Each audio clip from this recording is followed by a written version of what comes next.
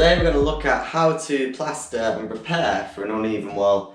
As you can see, I've got some plasterboard, I've got block work, I've got existing plaster. Basically this was an old doorway and the idea was that you block it up, stud framing, and then we'll just plaster and render the outside around it. Problem is, the wall's all over the place. This is out of plumb. The back edges all over the place because the block work was done in pretty bad manner. So basically today we're just going to uncover a few ways on how we can straighten this up and, you know, make the best out of a bad situation. So what we want to do is make sure that this area is in line with this. Because this is an existing wall, we are working with levels that aren't quite plumb level. So this isn't bang on. So basically, instead of hacking it off, I'm just going to make good with the situation we've got. It's not bad, but when we're applying a bonding, I'm going to straighten this area up as well. So then we've just got one straight wall to deal with. So the first thing we're going to be looking at, levels, and we're just going to find a focus point we can work from. So the first thing we're going to do is find out, get a straight line running up here, and then we can see how far out we are. Let's have a look at that. There's two ways we can do this job. We can go old school, use a spirit level. This is 1.8 meters. Absolutely nothing wrong with that. Run it in. I could have marked it alongside the plasterboard, but I'm going to be using a laser level. You can all, you know, they're not that expensive now. They're fairly cheap. What I'm going to do is use it to run a line into the corner and find out a plumb line, something we can work from there and see how far out we actually are. So I'm going to set that up now, I'm going to come back to you. Oh, I've got a laser level running through. As you can see, the block work is all over the place. It's quite a gap at the top and then comes in again, back out, back in. So basically, this is the line we're going to be working to. This is a plumb point. I want at least the corners to be square. So when I'm fitting the kitchen, we've got a square point to work from. I can't promise that on the rest of the walls, but that point I at least want to be square. And if that's the best I can get, then so be it. But at the least, that's what I want. So what I'm going to do now is now I've got my, my plumb line running through. I'm going to see how the other walls match up to that. So I'm going to run a straight edge from this existing wall here, run it across and see what we're dealing with. Let's see.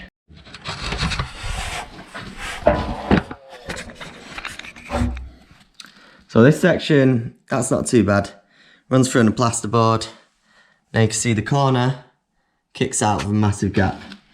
That is actually running in line with the plumb point. That's not too bad there. As you can see, the corner of the straight edge is running in line with that level. And then up here, we've got a similar situation. Again, not too bad there.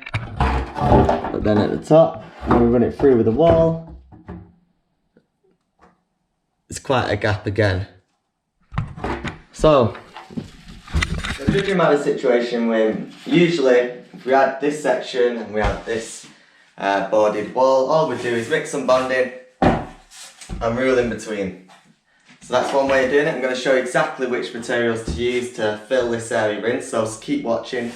But today I'm just going to go into a bit more specifics and look at exactly how we can get this completely plumb without taking too much time and too much effort. And I'm going to show you a little secret, a few little tricks on how to get it bang on, and, you know, hopefully we'll all learn how to deal with little fiddly awkward situations like this. So keep watching. I'm going to show you how to fill in block work to plasterboard and deal with various different backgrounds to get this wall nice and flat. Okay, so I'm going to show you a little trick. This is probably one of the old ways of doing screeds. It's called the screed block method. What I'm going to do is make a bar, a thick bar within the line of that plumb, so we've got something to work to. So when we're ruling off from this section to this, we've got a bar that we know is going to be right, we've got a plumb line to work from, and we know when we're doing it, it's just going to be bang on, and we've got a nice plumb corner to work to. But I'm going to cheat a little bit. So the old school guys would have just formed it, not really done anything. They would have used levels. I'm using a laser level, but the concept's the exact same. What I'm going to do is create 2 points to work from, and then we're going to create the black bar. And I'm not usually a big fan of expanding foam. I'm going to show you a trick on how to get it bang on. The reason I'm using this is because it dries fast. You can use a quick acting adhesive like grip fill, or maybe the the fast acting grip fills, but to be honest I find this is the fastest product to use. What I'm going to do is add a little bit of foam. I would usually have an adhesive foam gun, but let's give that a few seconds to cure. We're going to let that firm up a little bit. It's only going to be about 5 minutes, so what I'm going to do is going to turn the kettle on, let that firm up a tiny bit, and then I'm going to show you exactly what to do with these little bad boys. These are literally just offcuts of plasterboard, nothing complicated. Whack a bit of foam on, or you can use adhesive like grip fill, totally up to you, depending on how much time you've got. I know anyone who's working on price, time is money. I'm going to whack the kettle on and I'll be back in a minute. I know it's sad, but I'm chuffed about this. I've got my own mug, Plastering for Beginners all over it. Sad, but I'm chuffed. Right, see how that foam's getting on. Okay, so it's literally been about 3 minutes, I don't know, 4, who knows. But what you want is, that foam has got tacky. It's not sticking to the finger as much now, and it's starting to firm up. What you want is to find a spot where you can put the plasterboard in and it's going to run in line with the laser level, or the line you've created either manually by using a spirit level. So what I'm going to do is find a point where it's going to sit in, squeeze it in just so it's touching that line, just touching it there. That is bang on. That's one. Take the other one, do the exact same thing. Now the good thing about foam is as well, is it's got a lot of expansion. So if you've got a point which is really high, then it doesn't matter because the foam just takes it all up.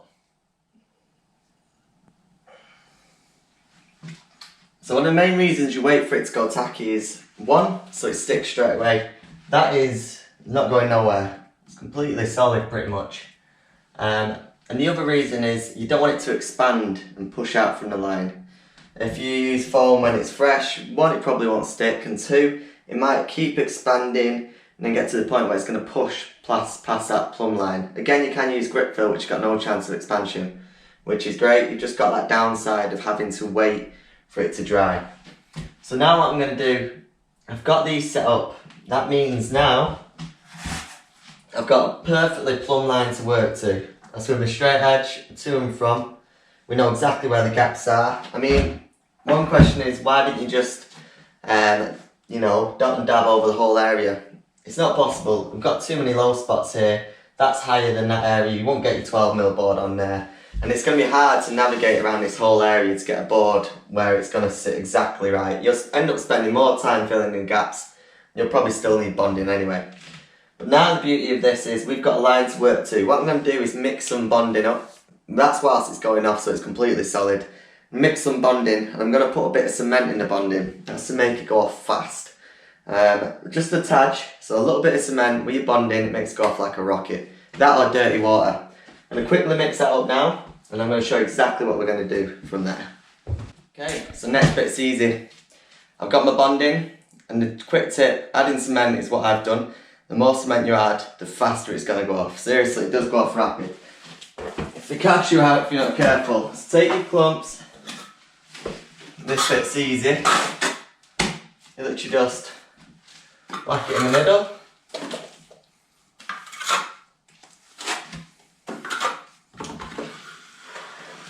Roughly put it where you want it.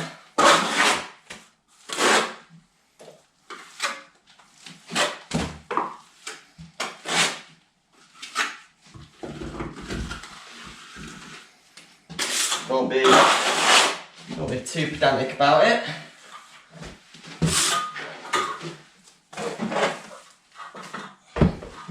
Just throw it on.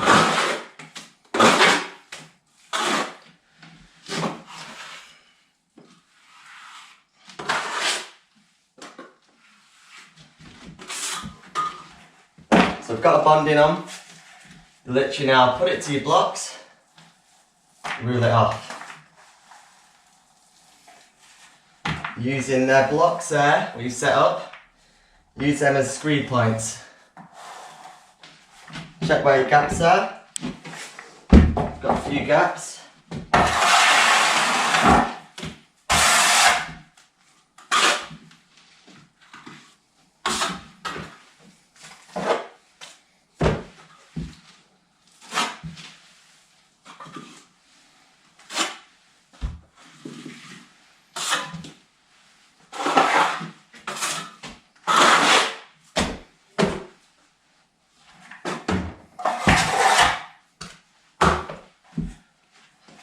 So again, 2 blocks in the middle, put your straight edge to it, pull off the excess. It really is that simple.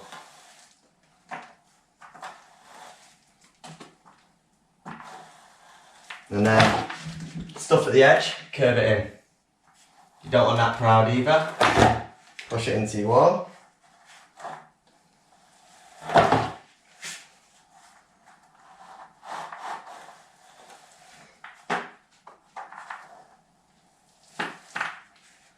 And then you're left with perfectly formed screed bars.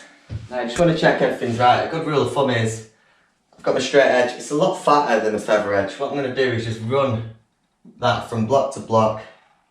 Make sure there's no bumps or grooves within that screed line. We want that to be completely straight. And then check if it's plumb. So yeah, it's saying to me, that's bang on. It's exactly what we want. And then again, you're just running your eye along the length of there. Is there any gaps? Is there any grooves? Nope, it looks fine. And then good thing is just give it a little shift up and down. And what it'll do, it'll just ensure you've got a nice, smooth block. So just give it a little shift. Obviously clean your level after use. Up and down.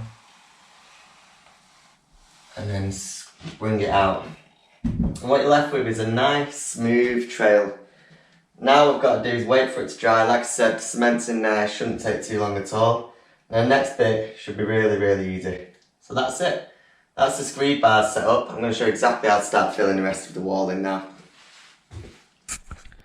Now when you look, the inside of that corner is running perfectly in line with the laser level, which is exactly what we want. Exactly what we want. So that's the screed bar. Smooth it out if you want. Make sure these areas are pushed back. What we've got is a lovely thick bar to work from. That's exactly what you want. Following the line, bang on, perfectly plumb.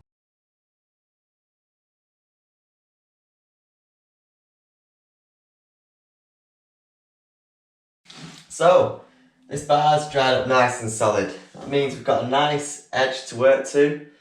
Now is the easy bit. All we're going to do is fill up the area and then rule it off. So if it was a case where you just got blocks to fill in as plasterboard, this is stuff to use. I've PVA'd everything, thick coat of PVA. It's been PVA'd, exposed blocks. Traditionally you'd use hardwall. This is definitely for masonry backgrounds, but because we're matching onto plasterboard, existing, because we've got so many backgrounds, I'm just going to stick with bonding. Bonding's a lot more versatile than British Gypsum hardwall. It's a better product to use on different backgrounds. So all we're going to do is just load it up. Fill it all. I know it all needs building out. Don't matter how much you put on, because we've got a guide to work to. What I will say is, where we've got the joints, where the plasterboard is meeting anywhere else, make sure you put screw tape on, even when you're bonding, because it is needed, it will crack.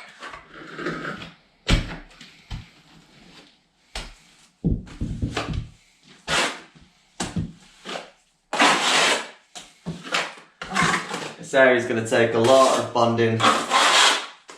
I've not put any cement in this time, just bonding. We've got time to work with it. There's no reason to make this go off any faster. Just going to whack it on.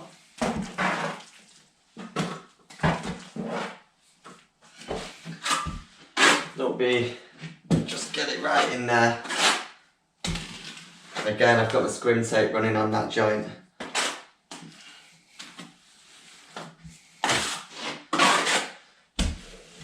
Now it kind of comes flush with that board there.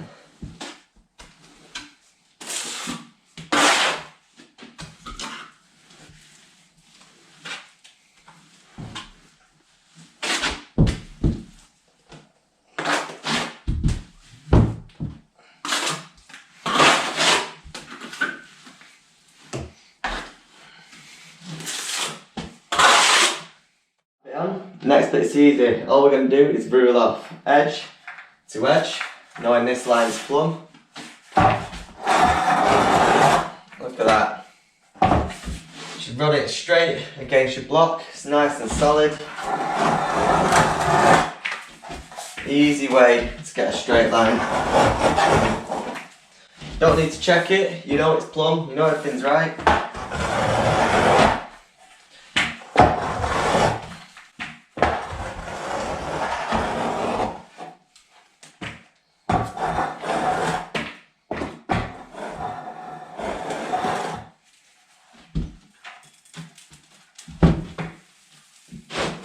And load it up again.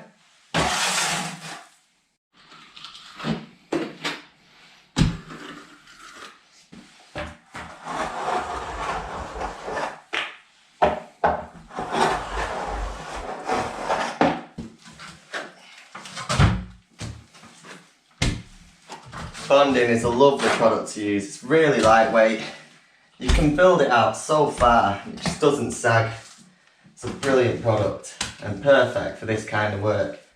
But you can see how easy it is doing this. I'm literally just whacking it on, and then thanks to the bars, just ruling it off. It's no hardship whatsoever. Nothing to think about. It's just easy.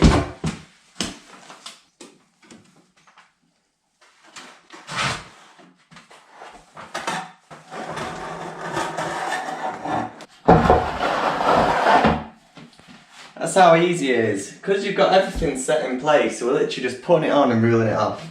You could tell I wasn't paying attention to how I was putting it on. I wasn't putting it on neatly. If anything, I was being a bit shoddy with the application, but it really doesn't matter because everything's set. You've got all your parameters.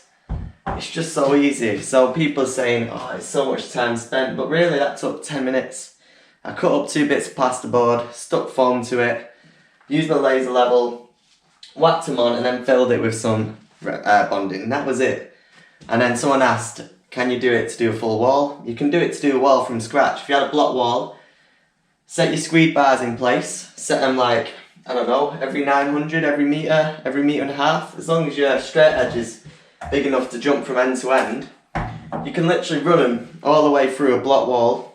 You get your first screed bar, you get your level across, plumb it through to the next one, keep going, and then you've got screed bars running throughout the whole wall. As soon as it's dry, rule it off. It just makes light work of it. Like we said, that took no time, and you know it's going to be bang on in that corner.